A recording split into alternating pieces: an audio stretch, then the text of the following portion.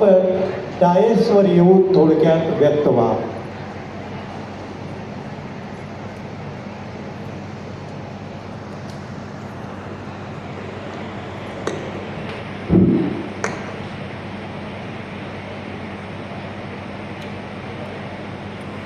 कार्यक्रमाची प्रस्तावना देताना शिंदे सरांनी बिरबलाची कथा सांगितली.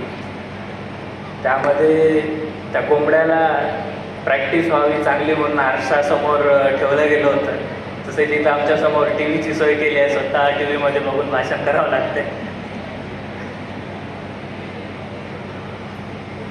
आज वारणा नगरीत आपण पन्हाळा तालुक्यात आहोत. या पन्हाळा भूमीवर कधीतरी महाराष्ट्राचे आराध्य दैवत छत्रपती शिवाजी महाराजांचं पाऊल पडले असतील. त्यांनी या भूमीत स्वराज्याची लढाई केली. त्यांचं गणित होतं 300 विरुद्ध 3000. 300 मावळे विरुद्ध 3000 गणित.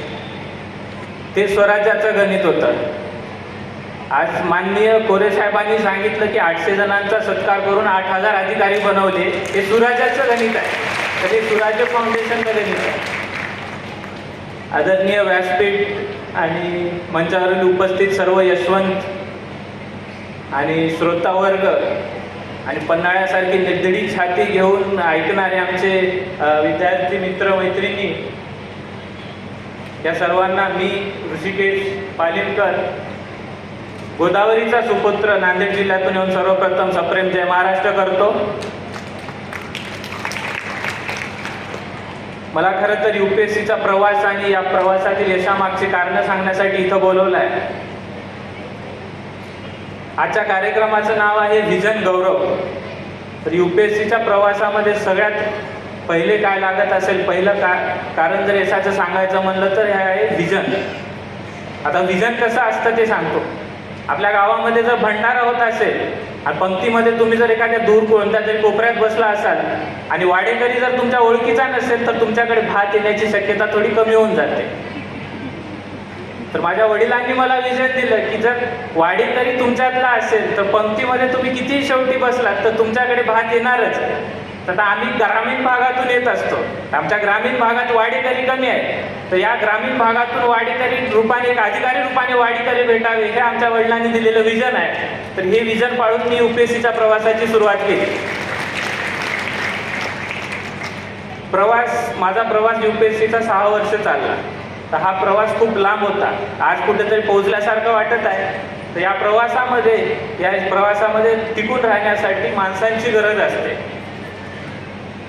तर पाठीवरती हात ठेवून लढ म्हणणारे माझे वडील आणि खांद्यावरती डोके ठेवून रड म्हणणारी माझी आई आणि माझी ध्येयासाठी मला सतत जाणीव करून देणारी माझी बहीण आणि माझ्या कामाला कधी पण पडणारे, माझ्यासाठी नेहमी उपस्थित राहणारे माझे मित्र, या सर्वांसारख्या माणसामुळे मी आज या व्यासपीठावर उपस्थित आहे.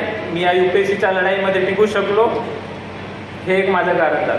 आता UPSCमध्ये दुसरं कारण सांगायचं म्हटलं तर हे अभ्यासा किंवा एक स्वतःबद्दलच्या ज्या गोष्टी असतात ज्यामध्ये कन्सिस्टन्सीसारख्या व्हॅल्यूज आल्या, सातत्य जे म्हणतो आपण एखादी गोष्ट ठरवतो आणि ती गोष्ट सातत्यपूर्ण शेवटपर्यंत त्याच्यावर काम करणं हे गरजेचं आहे.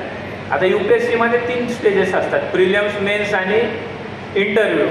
आता शेतीमध्ये पण तशाच असतात, पेरणी, सिंचाई, कीटनाशक मारणं आणि शेवटी कापणी.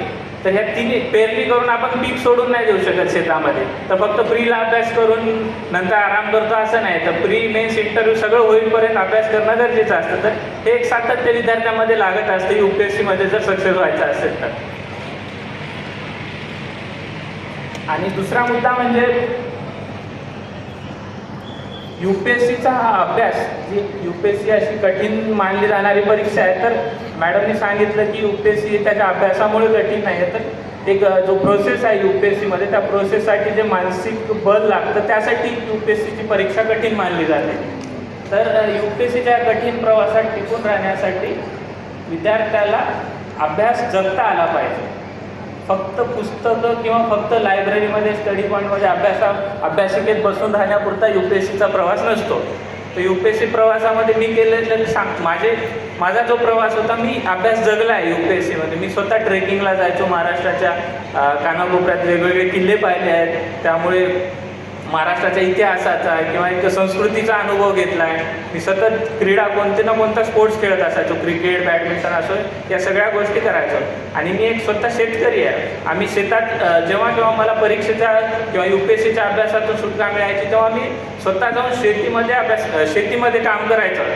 त्यामुळे तेव्हा मला इंटरव्ह्यूमध्ये जेव्हा प्रश्न विचारला की लाल कंदारी काय असते, तर लाल कंदारी आमच्या भागातील एक गायीची प्रजाती असते, हे मी अभिमानाने सांगू शकलो, कारण मी स्वतः शेतामध्ये काम केलं आहे. तर विद्यार्थ्यांना मला सांगणं आहे की तुमच्या आसपास सभोवताली ज्या गोष्टी घडतात त्याचं एक क्युरियसली ॲनालिसिस करणं गरजेचं आहे. क्युरिओसिटी ठेवा तुमच्यामध्ये आणि सातत्याने आपल्या आजूबाजूला काय चाललंय ते ऑब्झर्व करत राहा. अजून बोलायचं म्हणलं तर कुसुमाग्रजांनी आपल्या महाराष्ट्रातील मराठी लोकांच्या निर्धाराबद्दल एक कविता लिहिलेली आहे. त्यांनी म्हटलंय की आपण समरभूमीचे सनदी मालक आहोत, आपण शतयुद्धाचे मानकरी आहोत आणि आपण रणफंदीची जात आहोत. आपल्याला भयभीत नाही करू शकत. तर हे तुम्ही UPSCला, मी जर UPSC खूप अवघड असते, UPSC आपल्याला होत नाही असं म्हणून जर मी भयभीत झालो असतो तर कदाचित कधीच UPSCमध्ये मला सक्सेस भेटलं नसतं. त्यामुळे एवढ्या लिस्टेड कारणापेक्षा सगळ्यात स्ट्रॉंग जर कारण असेल माझ्या यशाचं तर हे आहे की भयभीत न होणं. आणि मी अवकाटीच्या बाहेरचं स्वप्न पाहिलं. तर माझं सगळ्यांना म्हणणं आहे की आज महात्मा फुले यांची जयंती आहे. त्यांनी स्वप्न पाहिलं होतं की मुलींना शिकवणार, तर त्यांनी सुरुवात केली तेव्हा एक छोट्याशा वाड्यातून सुरुवात केली. आज आपल्या इथं महिलांच्या रूपामध्ये एक सक्सेसफुल महिला बसून आहेत. तर त्यांनी स्वप्न पाहिलं होतं. तात्यासाहेबांनी एक कधीतरी स्वप्न पाहिलं असेल, त्याचं आज वारण्याचं साम्राज्य तयार झालेलं आहे. तर अशा प्रकारे विद्यार्थ्यांना आणि सगळ्यांना कोणत्याही क्षेत्रात असो तुम्ही स्वप्न पहा आणि अवकाटीच्या बाहेरचे स्वप्न पहा, त्या स्वप्नाच्या कामाला लागा. यश नक्कीच तुम्हाला भेटेल. धन्यवाद. मला इथं बोलवलं आणि इतका सन्मान दिला त्याबद्दल आभारी आहे. आणि सर्व माझ्या विद्यार्थी मित्रांना भविष्यासाठी मी खूप खूप शुभेच्छा देतो. जय हिंद, जय महाराष्ट्र. धन्यवाद आदरणीय ऋषिकेश सर.